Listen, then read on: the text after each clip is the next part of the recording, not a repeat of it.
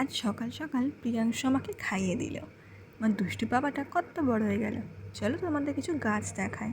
দেখো, এই গাছগুলো পুষ্পেন্দু আমাকে ভ্যালেন্টাইন্স ডেতে গিফট করেছিল। অনেকগুলো গোলাপ গাছ, জবা গাছ। তো এগুলো যখন ও নিয়ে এসেছিলো তখনই এরকম ফুল ফুটেছিল। এগুলো একদম ফার্স্টে 14 ফেব্রুয়ারি। 14 ফেব্রুয়ারিতেই আমি এইটা ভিডিওটা শ্যুট করেছিলাম। তো এখন আমি তোমাদের দেখাবো সেই গাছগুলো এখন কী অবস্থায় আছে। তো আমি খুব খুশি হয়েছিলাম, আমাকে এত সুন্দর সুন্দর গাছ নিয়ে এসেছে। দেখেছো কি সুন্দর সুন্দর গোলাপ হয়েছে না? এই গাছগুলোয় না অনেক অনেক গোলাপ হয়। তো এগুলো কুঁড়ি দেখতে পাচ্ছ, এখন কিন্তু সব ফুটে গেছে। প্রত্যেকটা কুঁড়ি থেকে ফুল ফুটেছে, এইটা থেকেও ফুটেছে। তো আমি সব দেখাবো। এগুলো আগের ভিডিও তো। এই গাছগুলো না ওই কী যেন বলে, কাগজ ফুলের গাছ। বেশ ভালো দেখতে হয়, বড় হলে নাকি পুরোটাই গোলাপি হয়ে যায়। দেখাই যাক কী হয়। এটাও ঠিক তাই, সেমই, এটাও গোলাপি হয়ে যাবে। এটা একটা পিঙ্ক কালারের জবা ফুল, এটা ইয়েলো কালারের জবা ফুল। এটা কি কালার বলে, কেমন একটা হবে জানি না। এটা সাদা হবে। ওটাও এক ধরনের হলুদই হওয়ার কথা, দেখাই যাক। তো এটা রেড রোজ, এটাও ফুটেছে, সব দেখাবো। তো দেখছো খুব সুন্দর লাগছে যেন। আমার তো ভীষণ আনন্দ হচ্ছে যে আমার বাড়িতে এত সুন্দর সুন্দর জিনিস এসে গেছে। তো এই দেখো, এইগুলো হলো প্লাস্টিকের টব।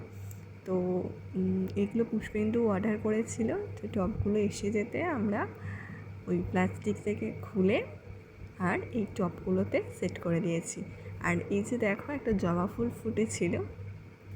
তো সেই 14 ফেব্রুয়ারিতে যে কুঁড়িগুলো হয়েছিল সেগুলো দেখো এখন রোজ ফুটে গেছে। দেখেছো? এই দেখো, রেড রোজ, ইয়েলো রোজ, হোয়াইট রোজ। আর এইগুলোতে ছোট্ট ছোট্ট গোলাপ ফুল ফুটেছিল। তো এখন ফুলগুলো ঝরে গেছে। তো আজকের ওই ফুলটা দিয়েই আমি পূজা করলাম। এরপরে স্নান টান করে নিয়ে আমি পূজাটা সেরে নিলাম। এই হলো আমার ঠাকুরতলা। আমি ঘরের মধ্যেই পূজা করি। আমার ঘরের মধ্যেই একটা ছোটো সিংহাসন আছে, যাতে আমি বেশ কিছু ঠাকুর রাখি। তো আমার পূজাটা কমপ্লিট হয়ে গেছে। তো এবার প্রিয়াংশুকে আমি খাওয়াবো। দেখো ও কী সুন্দর খেলা করছে। খুব দুষ্ট হয়েছে, ভীষণ দুষ্ট হয়েছে। তো এই দেখো, আমি আলু সেদ্ধ মাখবো, ওকে আলু সেদ্ধ আর মুড়ি খাওয়াবো। ও আলু সেদ্ধ আর মুড়িটা খেতে বেশ ভালোবাসে। তো দেখো, আলু সেদ্ধটা আমি মেখে নিচ্ছি। আলু সেদ্ধ আমার মাখা হয়ে গেছে। এবারে ওতে একটু মুড়ি দিয়ে দেবো। মুড়িটা মাখিয়ে নেবে, ও খাবে। ওকে খাইয়ে তারপরে আমি খাবো, নয়তো আর আমারও খাওয়া হবে না আর ওরও খাওয়া হবে না। খাওয়া না তো নয়, যেন একটা কী বলবো, একটা বিশ্ব জয় করে আসা।